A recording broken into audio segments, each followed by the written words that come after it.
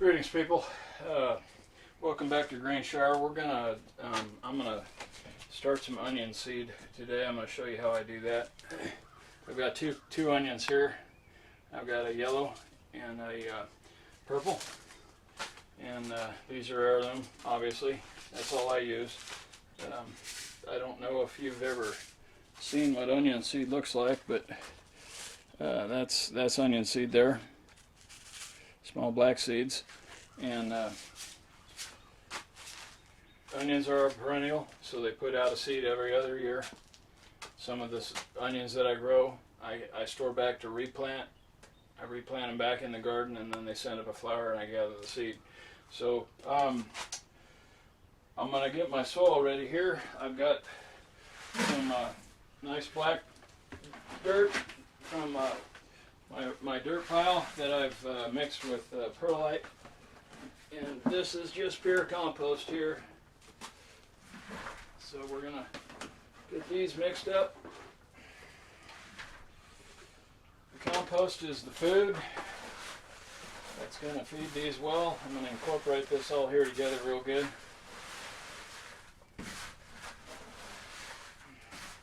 And then we got our Coco Loco coconut cure here, however you say that. It's Coco Loco. It's got a picture of this kid on the front there.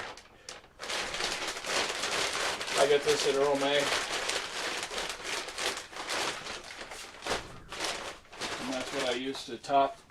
If you've seen my video on starting seeds in the 3.5-inch pots, this is how I start seeds in 3.5-inch pots, and also in those starter kits where you use these here.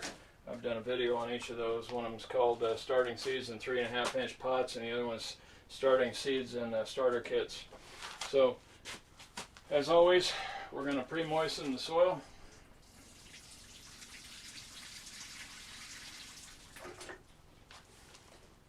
This is the messy, unpleasant part.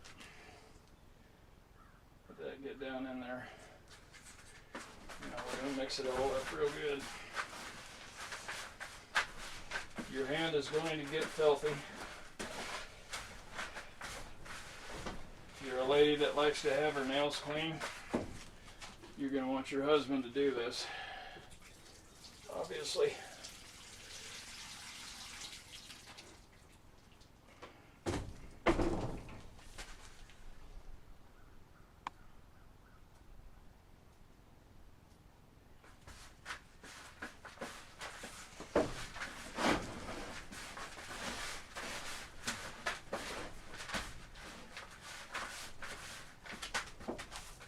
I'm going to go ahead and pause the video while I get this all incorporated, but you can see how I'm doing that, and then I'll show you the end product here in a second.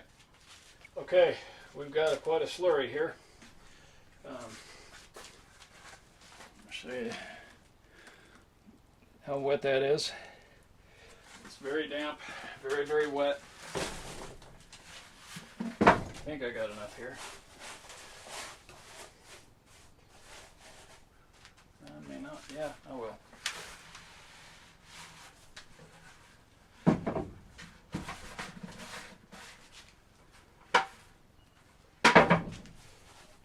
Okay. That's an absolute mess.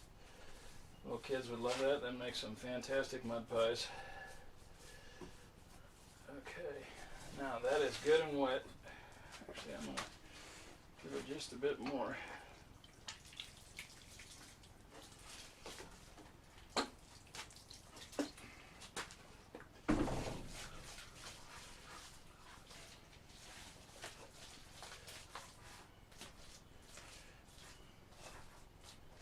Now onions like cool weather. They like to start in cool weather. So I'm going to be planting potatoes today as well. It's mid-March, and that I've already got my peppers started because peppers grow very slowly. They are in the house. My cabbage has also started. They've all sprouted and they're up in the house. They're actually on the back porch today. It's very nice out. Okay, so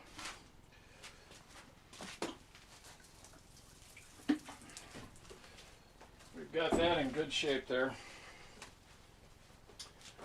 Nice and wet. And that's what you want. You want that nice and wet. Now I'm going to take this, the coconut courier, however you say that. I think it's courier, because the coconut's not hauling packages somewhere. I think I'll have enough in here. I may not. I got another bag up at the house.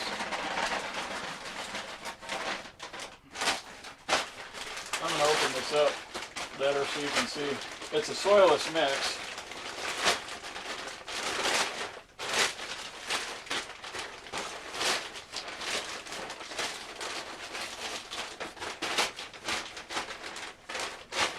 Bush Doctor, Coco Loco. It's coconut coir potting mix. This is a soilless mix, so when I use my compost, I throw everything in the compost live. It's still going to have seed on it and stuff. So there is seed in here that's potentially going to germinate. So I will use the soilless mix to cover up that compost so that hopefully it's deep enough below the surface of the soil that the seeds down there won't germinate. Now I know what seeds look like. You know, I know what onions are going to look like when they sprout. So anything that comes up in here that I know is not an onion, I'll simply just pull it out. But if you don't know what onions look like when they sprout, it's important that you don't want a bunch of weeds coming up in here. So if you're not real familiar with that, you might use like some potting soil from the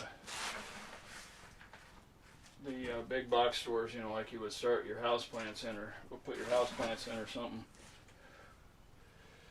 All right.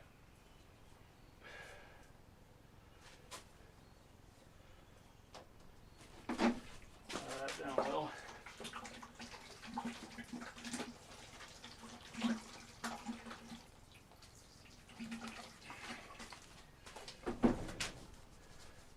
Nice base there.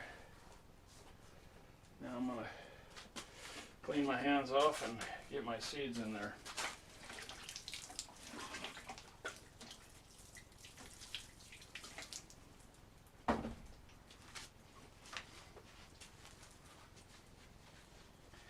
The onions have to be a 1/4 inch below the surface of the soil.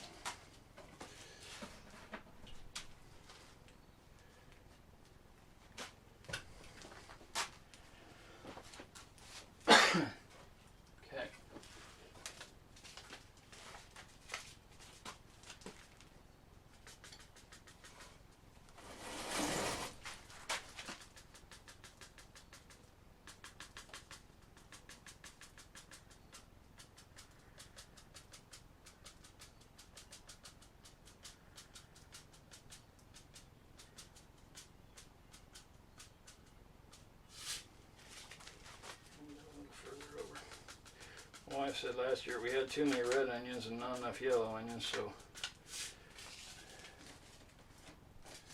these are seed packets that I make. See, it says Greenshire heirloom seed on there, and then this is a Brunswick onion. This is the, and I packaged it in 21, so these are seeds I harvested last year.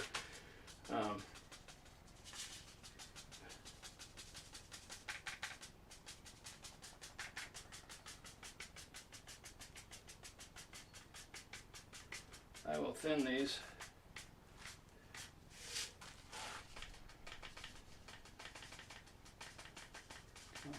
There we go. After they sprout, I'll thin these out. These need to be a 1/4 inch deep, so I am going to run out.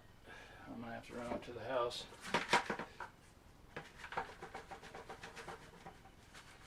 And get some more. But I'll finish this half here. This is the side with the yellow onions. Okay. Now, as I said in my videos where I was talking about the starter trays and the 4-inch pots, when we water this we've got our seed in there just the way we want it. Everything's just right. If I were to take this watering can now and start pouring it on there, it's going to disrupt this soil all over the place, and seeds are going to get displaced. It's going to be an absolute mess. I'm not going to be able to do it neatly or accurately or effectively. So this is how we're going to do it. We're going to use a spray bottle, and this is why we get everything good and wet before we even start. Now all I got to do is come back, soak this down real good with the spray bottle. You see, that's not disrupting the surface of the soil at all. It's not disrupting the seeds, and you're going to get bush forearms because it's a pain in the ass, you know, having to pull that trigger all these times.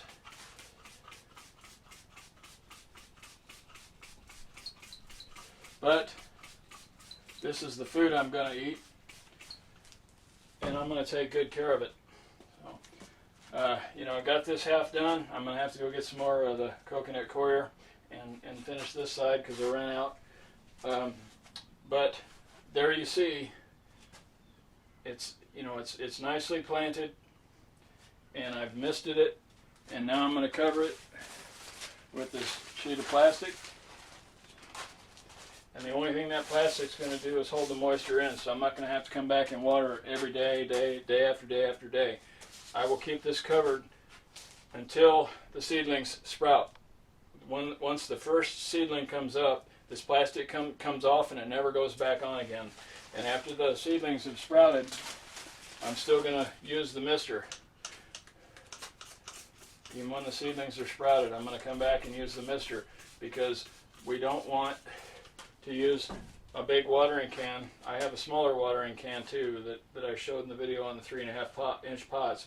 But when the seedlings are just tiny, we don't want to disrupt the soil and uproot them or knock them over or anything else. So we're still going to continue to use the mister and just keep the soil nice and wet and damp until which time the seedlings become large enough and their roots are deep enough that we can come back with a small watering can and do it more quickly.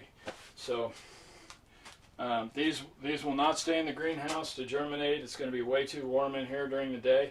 So I'm going to cover them with the plastic. I'm going to take them up to the house, and I'm actually going to put them in the basement. And this will just sit in the basement until the onions sprout. And once the onions sprout, then I'll put this box outside in the sun. If it's going to rain, I'm going to bring it back in, because, you know, we don't want them to get, if rain goes in there, it's going to push all the soil out. So on a nice day, it's going to sit out on the deck where nothing can mess with it. And then when the seedlings get a little bigger, you know, maybe they're about 2 inches tall or so, that's when I'll start moving them into the greenhouse. But when they're young, it's going to be too warm in here. So as they get older, we'll move them into the greenhouse. So that's it. I'm going to go ahead and finish this up off camera. But this is Paul at Greenshire. Thanks for watching, and we'll see you next time.